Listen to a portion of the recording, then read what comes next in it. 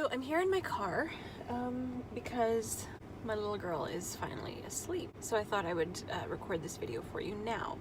We are in the last few days of leap number 5. And a leap is basically a reference to the Wonder Weeks. Now, the Wonder Weeks is a best-selling book from back in the 90s that talks about a baby's developmental stages. And now we've got an app, we've got a website, we've got a whole bunch of different resources around it. I've put some of the links down below if you're interested in having a look. I'm not affiliated with the Wonder Weeks. I'm not remunerated by them, or I don't get any compensation for them, from them. I just really enjoy the resources that they have provided for us, and I've been following them for the last leap or 2 now. I was turned on to it by a friend of mine because I was complaining that my baby's not sleeping, and she suddenly her patterns have all changed, and she said, "Have you read the Wonder Weeks?" And I said, "Oh, what is that?"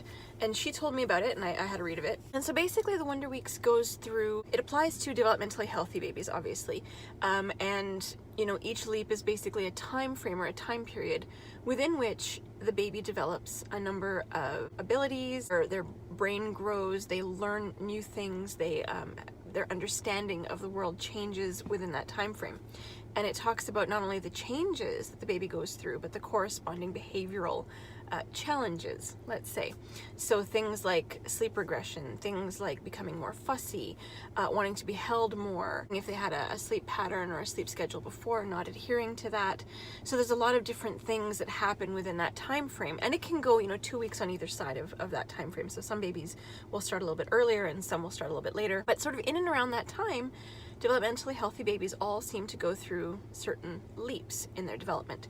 And so we're in leap number 5, and it has been incredibly challenging. She had just gotten into a moderate sleep schedule. I knew sort of what time of day she would want a nap, and I knew that I could, you know, she would sleep for an hour and a half to 2 hours, and then she would wake up and, you know, we'd go through her different routines, and then she'd have another nap in the afternoon. Leap number 5 has been fun because she hasn't slept. She sleeps in suddenly 20-minute bursts. I'm not kidding. Even overnight, the longest she has slept during this time period has been about 40 minutes, which means that I'm not getting much sleep. When people say sleep when the baby sleeps, it's hard because you can't just turn it off like that. You know, you don't fall asleep instantly. So once you've nursed the baby or cuddled the baby and put the baby to sleep, it takes you time to wind down, and by the time you're starting to drift off, the baby wakes up again, and it's just this crazy sort of, there isn't enough Sephora in the world some days. So she is just coming out of leap number 5, and it has been a challenge, but at the same time, the developmental leaps that she's made in this time have been so much fun to watch. She is now sitting up pretty much unaided.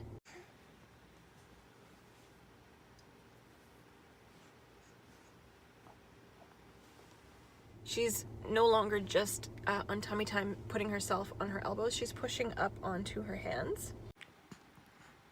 Hi. She is babbling a lot more. She's a lot more talkative. That can't happen. Yay!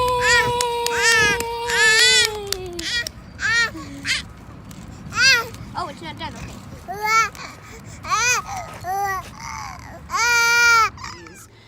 Noticing when I leave the room. I'm here, and I'm walking away. I'm walking away. I'm right here. Can I go in the kitchen? Can I go in the kitchen? So, separation anxiety will be starting, you know, in the next few weeks, but she's already starting to realize that when Mama walks away, there's distance between us. So one of the developmental leaps they make in this leap number 5 is knowing that relationships between objects, you know, if an object moves further away, it's actually further away. So it's been incredible to watch. So lots of different changes, lots of very interesting progressions. She's recognizing herself a little bit now. She notices when she sees her picture, when she sees herself in the mirror. She's not recognizing that it's her, but she recognizes that it's a baby, and she's responding to it a lot more. So this is Nyla being shown pictures of herself.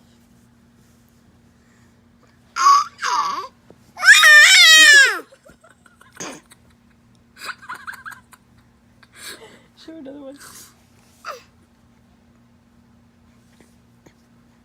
Nyla, look, a picture.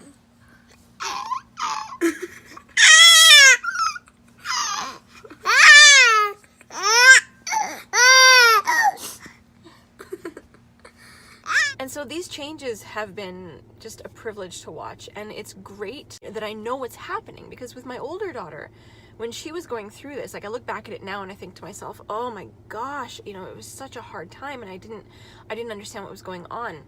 Knowing the different phases, it doesn't necessarily make them easier, but it helps you to understand what's happening a little bit better, so you can prepare a little bit better.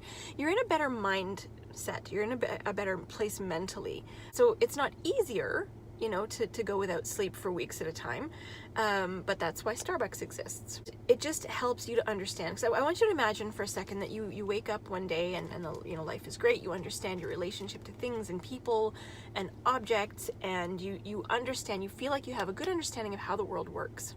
Suddenly you wake up one day and everything is different. Your relationship to people, your relationship to objects, the way you understand how things work. Suddenly everything is bigger and brighter and faster, and everything that you thought you knew has been turned on its head.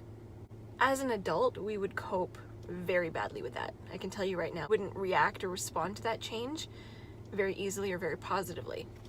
Imagine what it's like for your baby to go through that. Are you awake now, monster? You know, so that's just a little bit of an insight into what your baby's going through. And one of the gifts, I would say, as a parent, the Wonder Weeks has provided for me. So I'm very grateful for the resource, and if you have a youngster, definitely check it out and have a look at it. It's been great, and it's been so much fun to read. And you know, it also, the apps and the books will tell you a little bit about the different signs to warn you that it's coming up, and also how you can help. You know, if this is the time frame within which your baby's going to be learning certain abilities, what sort of games and things can you do with them to help make those learnings a little bit easier and a little bit more fun. So that is that. Hopefully you check it out if you're interested. Leave a comment below if you're following the Wonder Weeks, or if this is new to you and you haven't heard about it. You know, check out the links and leave a comment. Let me know what you think. I love hearing from you guys, and I will be back with an update on the gray period, which should be happening in a few weeks. It's not a leap per se, but it's around the time when your baby develops separation anxiety. They realize that mama can actually walk away, and so I'll keep you posted on that. So thanks again for watching, and we'll talk to you soon. Bye.